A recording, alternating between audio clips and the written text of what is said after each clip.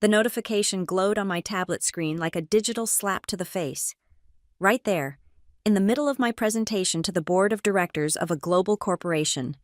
A termination notice appeared silently on my device. The irony wasn't lost on me. I was halfway through pitching a $95 million integration deal that I had spent months developing, only to discover I no longer worked for the company I was representing. They thought they could silence me by ending my contract mid-pitch. What they didn't know was that I had already built myself an escape route, one that would ultimately destroy their future. My name is Evelyn Hart. At 38, I had spent the last decade as a senior strategist at the Denforth Group, known in corporate circles as Riven. My specialty was large-scale integration deals, the complex, intricate process of weaving together disparate business units into something greater than the sum of their parts. I was good at what I did. Too good, perhaps. That morning had started like any other high-stakes presentation day. I arrived at Craymore International's headquarters at 7:15 a.m., 3 hours before the scheduled meeting. I wanted to ensure everything was perfect: the conference room setup, the presentation materials, the catering, even the temperature of the room. This wasn't just another pitch. It was potentially the largest deal in Riven's history, a $95 million contract to oversee the complete integration of Craymore's newly acquired subsidiaries across 3 continents. I stood at the window of the empty boardroom, watching the city come alive below me. 10 years at Riven had taught me to appreciate these quiet moments before the storm. My phone buzzed with a message from Kira, my mentee. "Good luck today, Evelyn. You've got this." I smiled. Kira was bright, ambitious, and reminded me of myself 15 years ago. I had taken her under my wing, sharing insights and strategies that had taken me years to develop. She was one of the few people at Riven I genuinely trusted. At 10:00 a.m. sharp, the Craymore executives began filing in. I recognized James Whitmore, their CEO, from our previous meetings. He gave me a warm handshake. "The team's been looking forward to this. Evelyn, your preliminary work has impressed everyone." By 10:15, I was in full flow. My presentation was meticulous. It had to be. I was outlining how we would harmonize Craymore's disparate enterprise resource planning systems when my tablet, connected to the main display, briefly flashed with a notification before I could swipe it away. But I had seen it. Clear as day, termination of employment, effective immediately. My heart stopped for a microsecond, but my voice never faltered. Years of high-pressure negotiations had taught me to maintain composure under any circumstances. I continued speaking about data migration protocols, as if my professional world hadn't just imploded. The notification disappeared as quickly as it had appeared, and I doubted anyone else had noticed it on the main screen. I completed my presentation with what I can only describe as out-of-body professionalism. I answered questions, outlined next steps, and even shared a laugh with Whitmore about integration challenges. When the meeting concluded at 11:45 a.m., I shook hands with everyone, promised follow-up materials, and walked out of Craymore's headquarters with my head held high. Only when I reached my car did I allow myself a moment to process what had happened. I wasn't shocked, disappointed, yes, but not shocked. The signs had been there for months. 4 months earlier, CEO Howard Lincroft had called me into his office. Howard was a man who had built Riven from a small consulting shop into a global player, but recent years had seen the company's growth stagnate. "Evelyn, we need a comprehensive strategy to merge our 3 strategic divisions," he had said, leaning back in his ergonomic chair. "Something revolutionary that will streamline operations while preserving our distinct market advantages." I knew what that meant. Weeks of research, countless interviews with department heads, and developing a plan that would affect hundreds of employees. It was exactly the kind of challenge I thrived on. For the next 2 months, I lived and breathed this project. I produced an 82-page masterpiece that detailed everything from integration roadmaps to personnel strategies, technical specifications, and communication plans. It was thorough, innovative, and if implemented correctly would transform Riven's operational efficiency. The company-wide strategy meeting was scheduled for a Friday. I arrived early, ready to present my work. But as I set up my materials, I noticed something odd. My name wasn't on the agenda. Instead, under Strategic Integration Plan, was the name Brant Nolan, Executive Director. Brant had joined Riven only 5 months earlier. He was charming, well-connected, and had a resume that boasted prestigious firms.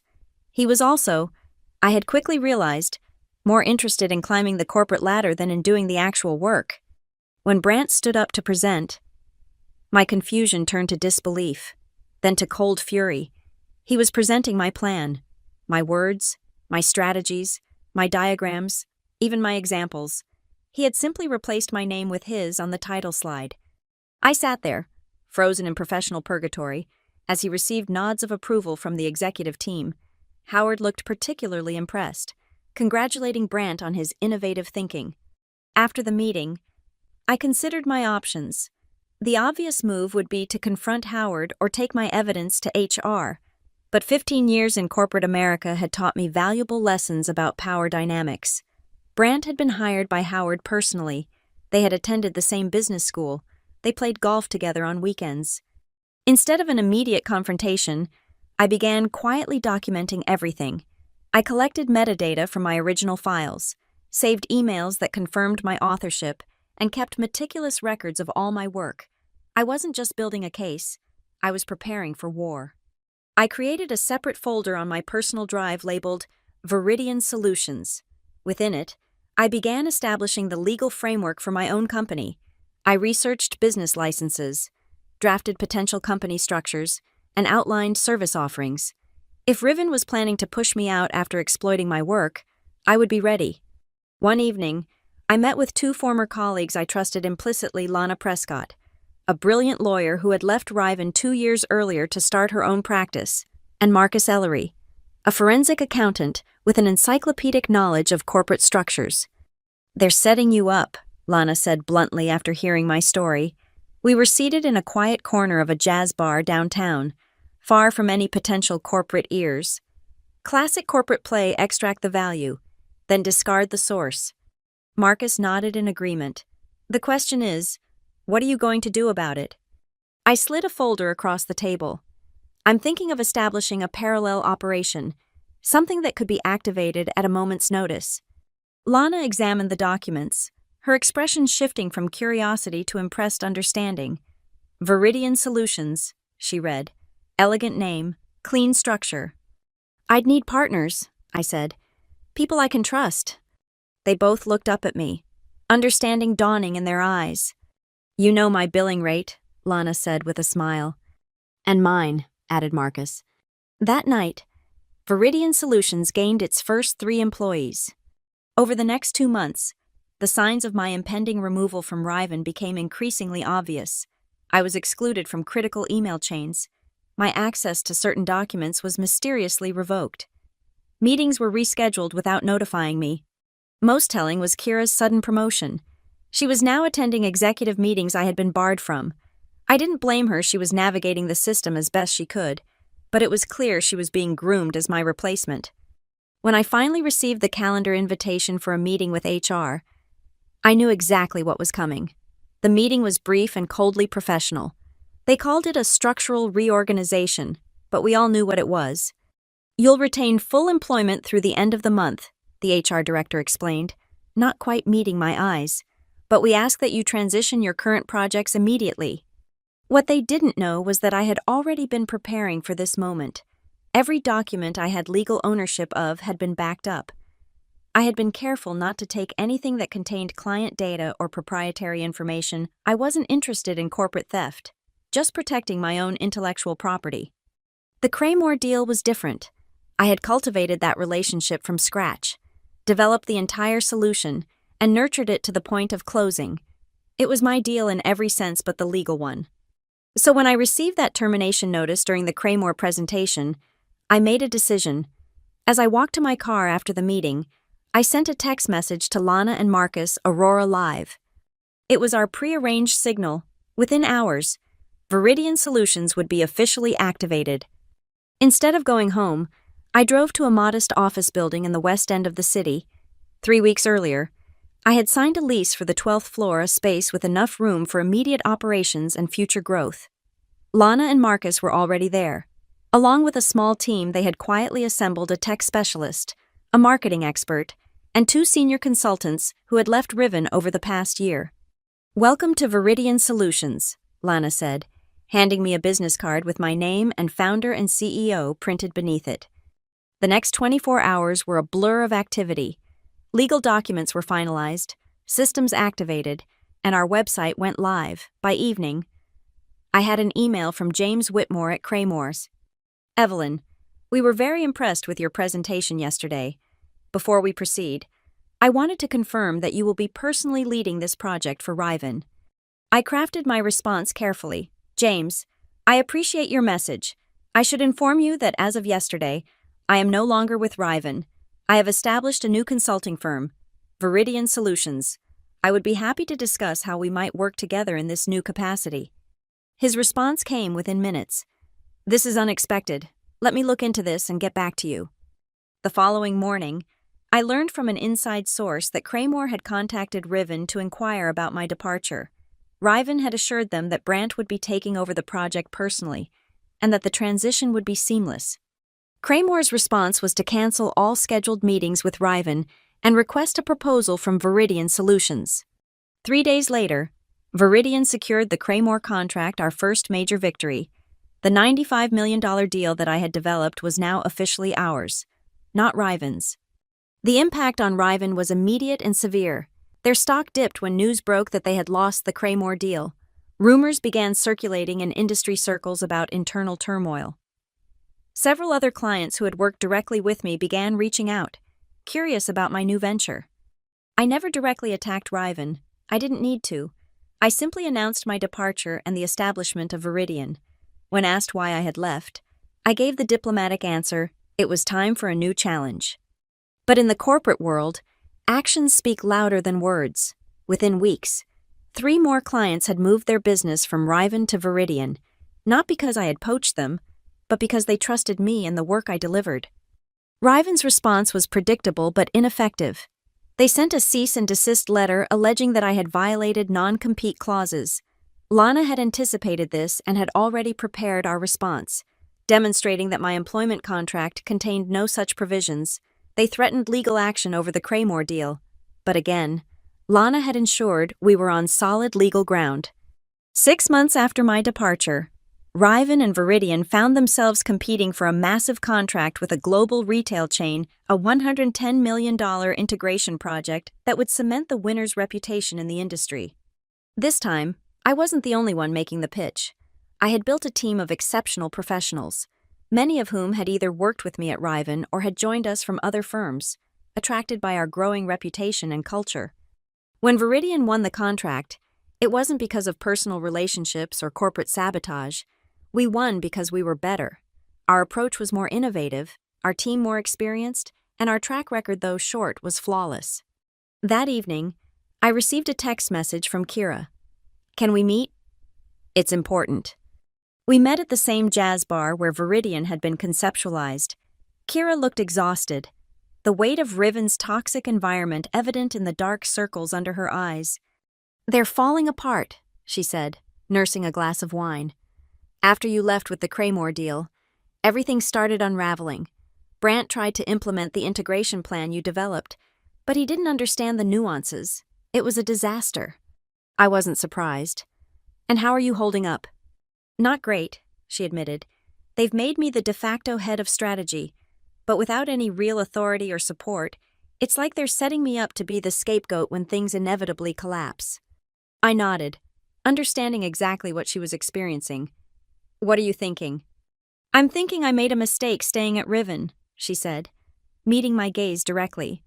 And I'm wondering if Viridian has room for another strategist. 2 weeks later, Kira joined Viridian as our Director of Strategic Development. She wasn't the last Riven employee to make the switch. The final act of Riven's implosion came 9 months after my departure. Howard Lincroft was ousted as CEO by the board, who cited strategic failures and loss of market position. As the reasons, Brant Nolan had already disappeared from the company months earlier, moving on to another firm where, I heard, his inability to deliver was quickly becoming apparent. Riven still exists, but as a shadow of its former self, they've downsized significantly and pivoted to smaller, less complex projects. Meanwhile, Viridian Solutions continues to grow. 1 year after that fateful presentation at Craymore, we moved into new headquarters, a modern space with room for our team of over 40 professionals. We're selective about our clients and projects, focusing on quality rather than quantity. Our reputation for excellence and integrity has made us the firm of choice for complex integration challenges. As for me, I found that building something from scratch, something based on genuine value and respect, is far more satisfying than climbing someone else's corporate ladder. The lesson I learned, and the one I share with you now, is this: sometimes, the greatest revenge isn't a direct attack on those who wronged you. It's building something so successful that they're forced to witness what they lost. By staying true to my values, my intelligence, and my integrity, I built a future that no one can take away from me. Not Howard, not Brandt, not anyone. And that $95 million deal that changed everything, it was just the beginning. The boardroom fell silent as I concluded my presentation. 20 pairs of eyes stared back at me, a mix of awe and skepticism on their faces. I had just outlined how Viridian Solutions would transform their multinational corporation by integrating 5 recently acquired subsidiaries across 3 continents. It was an ambitious proposal, even by my standards. Ms. Hart, the CEO finally spoke, breaking the silence. When we began this procurement process, we invited 6 firms to pitch. Your proposal is not only the most comprehensive, but also the most audacious. I smiled, neither apologizing for nor emphasizing our ambition. Audacity backed by experience and methodology isn't recklessness, Mr. Chambers, it's confidence. His lips twitched upward. Indeed, he glanced at his executive team before continuing. We'll need some time to deliberate, but I must say, your track record at Viridian is impressive for such a young company. Young company. The phrase never failed to amuse me. Viridian might have been only 18 months old on paper, but it represented decades of combined experience and the culmination of lessons learned through both success and betrayal. As I packed my presentation materials, the CFO approached me. That integration timeline you proposed for the Asian markets, you're certain it's achievable? With the right team, absolutely, I replied, closing my leather portfolio. And we have the right team. He nodded, seemingly satisfied. One more question. If you don't mind, the Riven Group also submitted a proposal for this project. I understand you used to work for them. I maintained my professional smile. I did, yes, for 10 years. Any insights you'd care to share about their capabilities? This was a test one I'd encountered several times since founding Viridian. Potential clients often tried to gauge whether I would badmouth my former employer. They wanted to see if I was the type of person who would burn bridges or speak ill of others. Riven has a long history in this industry, I said carefully. My departure was simply a matter of different visions for the future. I'd prefer to let our respective proposals speak for themselves. The CFO's expression softened into something approaching respect. Well put, Ms. Hart. We'll be in touch soon. As I left the building and stepped into the crisp autumn air, my phone buzzed with a message from Marcus. How did it go? I typed back. They're intrigued. Chambers called our proposal audacious. Marcus responded immediately. Coming from Chambers, that's practically a marriage proposal. Drinks tonight to celebrate. Let's not count our chickens, I replied, though I shared his optimism. But yes to drinks. Jazz bar, 7 p.m. See you there, came his response. The jazz bar had become something of an unofficial headquarters for Viridian's inner circle. It was where we celebrated victories, strategized over challenges, and occasionally commiserated over setbacks. There was something about the low lighting, the smooth music, and the distinct lack of corporate types that made it the perfect venue for honest conversation. Marcus and Lana were already there when I arrived, occupying our usual corner booth. Kira joined us shortly after, bringing with her Viridian's newest hire, Alex Chen, a brilliant systems architect we had lured away from a tech giant with the promise of meaningful work and a humane culture. To audacity, Marcus toasted once our drinks arrived. May it always be backed by competence, Lana added, clinking her glass against his. As conversations flowed around me, I found myself reflecting on the journey that had brought us here, 18 months ago. I had stood in Craymore International's boardroom, watching my career at Riven implode in real time. Now, I was leading a thriving company with a portfolio of successful projects and a team of people I genuinely respected. "You're quiet tonight," Kira observed, sliding into the seat beside me as the others engaged in animated discussion about our latest technology implementation. "Just thinking about how far we've come," I admitted. Kira nodded, understanding in her eyes. "I saw Brant last week, you know." This caught my attention. "Oh, where?" "At a conference in Chicago. He's with Meridian Consulting now. Came up to me like we were old friends." She rolled her eyes. "Asked if I missed the good old days at Riven." "And what did you tell him?" "I told him I hadn't thought about Riven in months," she said with a small smile. "Which is mostly true." I understood what she meant. In the beginning, thoughts of Riven, of Howard and Brant, and the betrayal had occupied significant mental real estate. But as Viridian grew and our success mounted, those thoughts had receded, replaced by more pressing and positive concerns. "Did he ask about me?" I couldn't help wondering. Kira laughed. "Not directly, but he did mention that Howard still brings up your name in board meetings, usually when explaining why another client has jumped ship." I shook my head, not sure whether to be amused or irritated. "They still don't get it, do they?" "Get what?" "That it wasn't about me. It was never about me. It was about creating something built on integrity and genuine value, rather than exploitation and credit stealing." I took a sip of my drink. If they had treated their people with respect and recognized their contributions, I'd still be there. So would you. So would half our current team.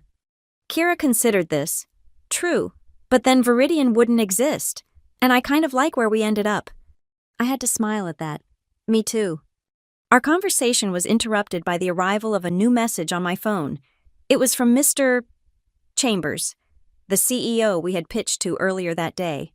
My heart rate quickened as I opened it. "Ms. Hart, after careful consideration, we would like to proceed with Viridian Solutions for our integration project. Your proposal was not only the most comprehensive but also demonstrated the best understanding of our unique challenges. My office will contact you tomorrow to begin contract discussions. Looking forward to a successful partnership." I passed my phone to Kira, who read the message and let out a small whoop of delight, drawing the attention of the others. "We got the Chambers contract," she announced, and the table erupted in celebration. Marcus raised his glass again. "To Evelyn Hart, who turned setbacks into launching pads." As glasses clinked around me, I felt a profound sense of vindication.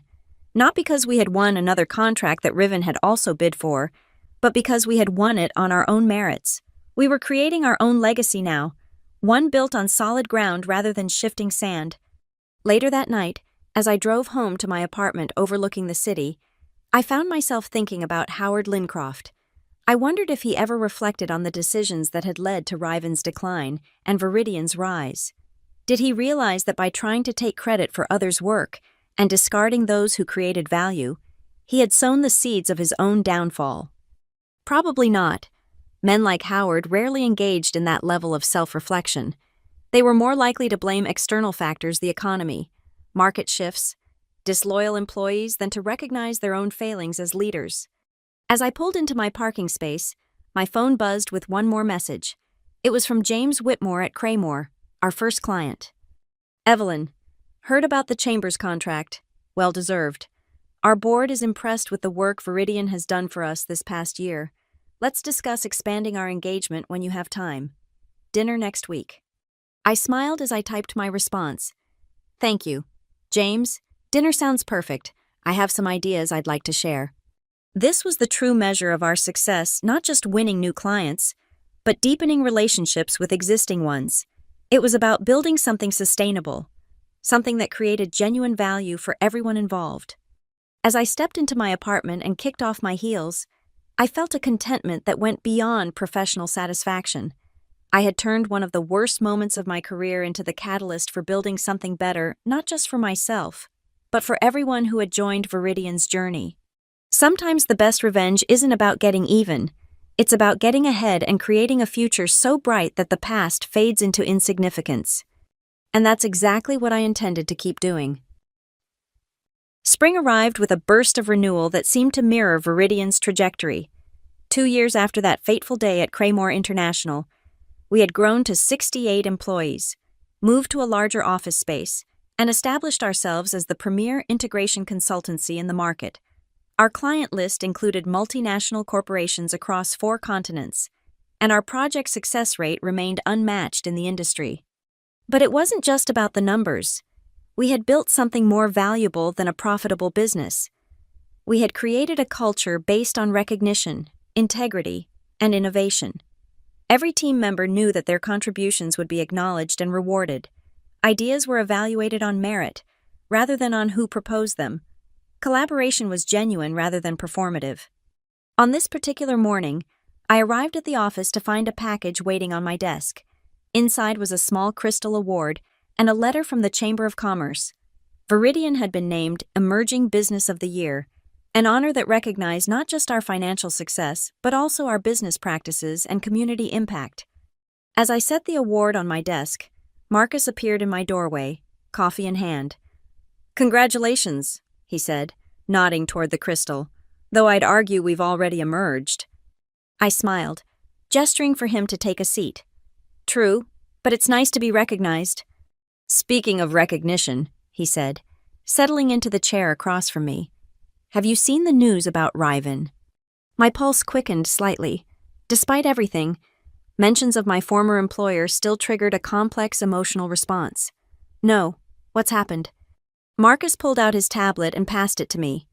The headline from a major business publication read, "Riven Group announces restructuring amid continued losses. 30% workforce reduction expected." I scanned the article quickly. Riven had been struggling for quarters, losing major clients and failing to secure new ones.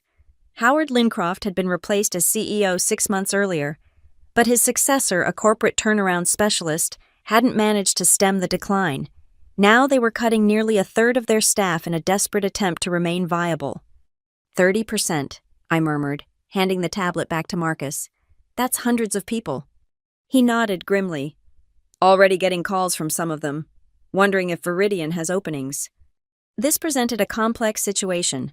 While we were growing and had several open positions, I was wary of being seen as capitalizing on Riven's downfall or being viewed as vindictive.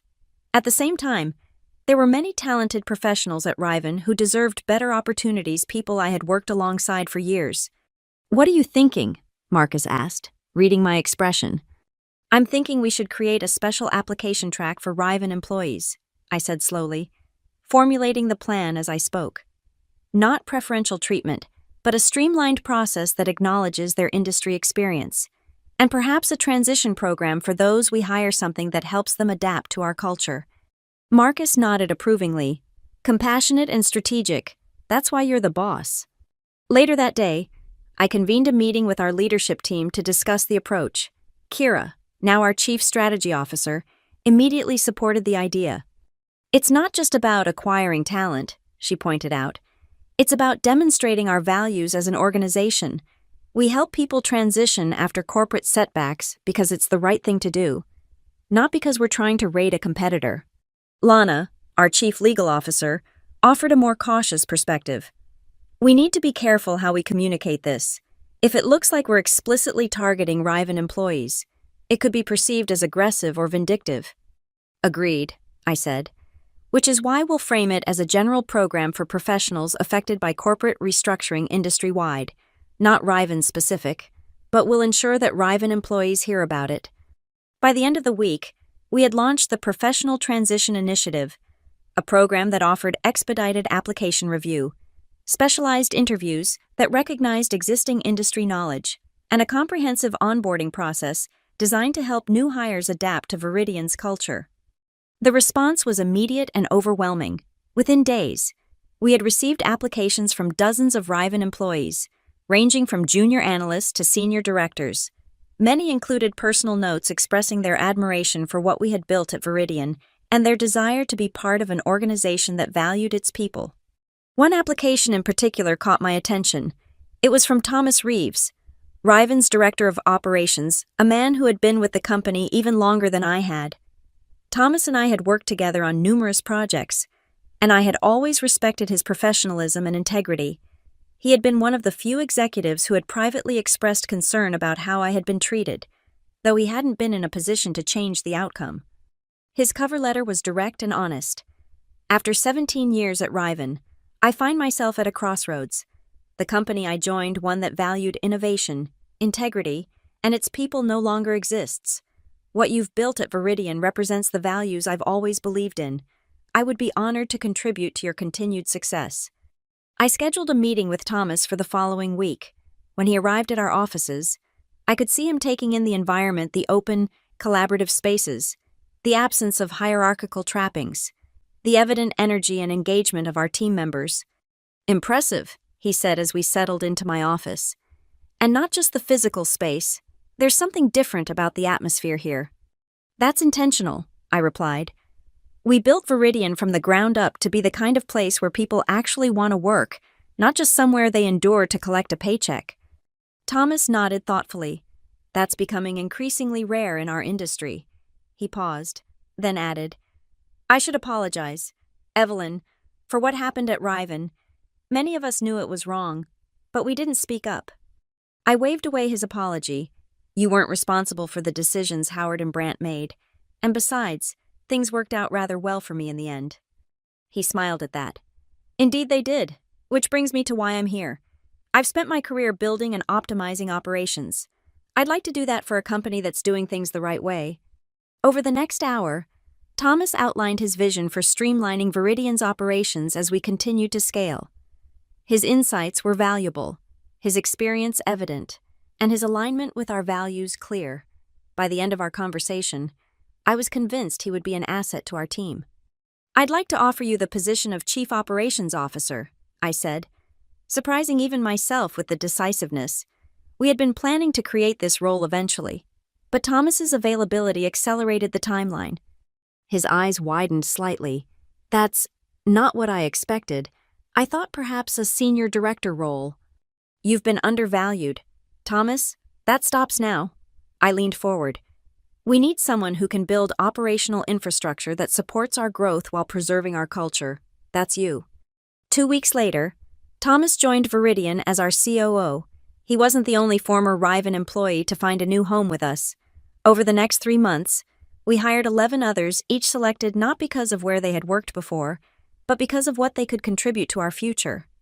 The Professional Transition Initiative evolved into a permanent program at Viridian, eventually helping professionals from various companies navigate career changes. It became one of the things we were known for in the industry, a tangible demonstration of our commitment to treating people with dignity and respect. As summer turned to fall, I received an unexpected email from a name I hadn't seen in my inbox for over 2 years, Howard Lincroft. "Evelyn," it began, "I hope this message finds you well. I've been following Viridian's success with interest. Perhaps we could meet for coffee sometime. There are some things I'd like to discuss." My initial reaction was skepticism. What could Howard possibly want to discuss? Was this some kind of trap or manipulation? I shared the email with Lana, who advised caution, but saw no obvious legal concerns. After deliberating for a day, I decided to accept the invitation. If nothing else, it would provide closure on a chapter of my professional life that, despite everything, had helped shape who I had become. We agreed to meet at a neutral location, a quiet cafe halfway between our respective offices. I arrived early, selecting a table with good visibility and enough privacy for a potentially difficult conversation. Howard arrived precisely on time, looking noticeably older than when I had last seen him. The confident swagger that had once characterized his movements was gone, replaced by a more measured, almost hesitant demeanor. "Evelyn," he said, extending his hand. "Thank you for agreeing to meet." I shook his hand briefly. "Howard, it's been a while." Once we had ordered our coffee, an awkward silence descended. Howard seemed to be gathering his thoughts, or perhaps his courage. "I'll get straight to the point," he finally said. "I made a mistake with you. Several mistakes, actually." This was not what I had expected. Howard Lincroft admitting error was like witnessing a solar eclipse, a rare event that demanded attention. "I'm listening," I said, keeping my expression neutral. "When Brant presented your integration plan as his own, I knew," he confessed. "Not immediately, but soon after. The work was too sophisticated. too comprehensive to have come from someone who had only been with us for a few months. I felt a flash of anger. And yet you said nothing, did nothing. He nodded, accepting the accusation. I convinced myself it was just how business worked, that ideas belonged to the company, not individuals, that what mattered was moving Riven forward, not who got the credit. And my termination was that also for the good of the company. Howard had the grace to look ashamed. That was Brant's idea. He convinced me that you were becoming a liability, that you were too independent, too resistant to the direction he wanted to take the strategy division. He sighed. I should have recognized it for what it was, Fear. He knew you were better than him, and he wanted you gone before everyone else realized it too. I sat back, processing this information. It wasn't exactly surprising, but hearing Howard acknowledge it was strangely validating. Why are you telling me this now? I asked. Howard stared into his coffee. Because I'm leaving Riven. The board asked for my resignation last week. He looked up at me. The company I built over 20 years is crumbling, while the one you built in 2 is thriving. That kind of contrast forces some uncomfortable self-reflection. For a moment, I felt a flicker of sympathy for him, despite everything. I understood the pain of watching something you had built begin to fail. What will you do now? I asked. Consulting, probably. Independent this time. He attempted a smile. I've learned some valuable lessons about leadership and integrity, expensive lessons. I nodded, unsure what response he was looking for. Was he seeking forgiveness, understanding, or something else entirely? There's one more thing, Howard said. Reaching into his briefcase, he pulled out a manila envelope and slid it across the table to me. This is for you. Cautiously, I opened the envelope. Inside was a formal letter on Riven letterhead, signed by Howard and the current CEO. It was an official acknowledgement that the integration strategy presented by Brant Nolan had in fact been my work, along with an apology for the misattribution and subsequent handling of the situation. It won't undo what happened, Howard said quietly, but I thought you deserved to have your contribution recognized, even belatedly. I studied the letter, emotions swirling within me. 2 years ago, this acknowledgement would have meant everything. Now, it felt important, but in a different way, as confirmation of what I had always known rather than validation I still needed. Thank you, I said finally, returning the letter to its envelope. This does matter. Howard seemed relieved by my response. There's one other reason I wanted to meet, he admitted. I've been approached about serving on the board of a tech startup. Before accepting, I wanted to make sure there wouldn't be any potential conflicts with Viridian's client base. There it was, the practical motivation behind this meeting of reconciliation. Howard might be humbled, but he was still a businessman. Send me the details, I said. Lana can review them for potential conflicts. He nodded gratefully. I appreciate that. As our meeting concluded and we prepared to go our separate ways, Howard paused. For what it's worth, Evelyn, what you've built with Viridian, it's remarkable. Not just the business success, but the culture, the reputation. You've created something genuinely different in an industry full of Rivens. Coming from Howard, this was significant praise. Thank you, I said. Though it's not just me, it's everyone at Viridian who believed we could do things differently. That may be true, he acknowledged, but it started with you, with your refusal to be defined by what happened at Riven. As I watched Howard walk away, I realized that his words had captured something essential about Viridian's journey. We hadn't been built in opposition to Riven or as an instrument of revenge. We had been built as an affirmation of what was possible when people were valued for their contributions and treated with respect. That evening, I shared the letter with Marcus and Lana over dinner. They were as surprised by Howard's acknowledgement as I had been. Are you going to make this public? Marcus asked, examining the document. I shook my head. No, that's not the point. Then what is the point? Lana wondered. I considered the question carefully. Closure, I suppose, and a reminder that even when people fail to do the right thing initially, redemption remains possible. Marcus raised an eyebrow. That's remarkably generous of you. Not generous, I corrected him. Practical. Holding on to resentment takes energy that could be better used elsewhere. Besides, Riven is no longer our concern. We're focused on Viridian's future, not Riven's past. Later that night, as I prepared for bed, I took one last look at Howard's letter before placing it in my desk drawer. It represented the end of a chapter one that had been painful but ultimately transformative. The betrayal at Riven had forced me to reconsider what I valued in my professional life.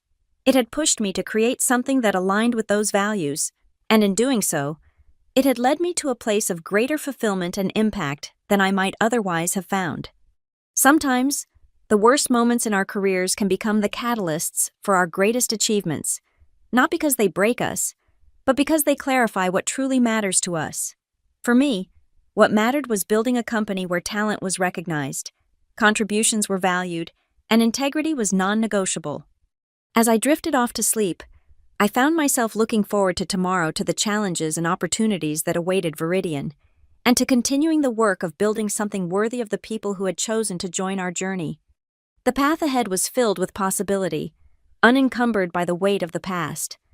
3 years to the day after Viridian Solutions was born, we held our annual company retreat at a mountain resort 3 hours from the city.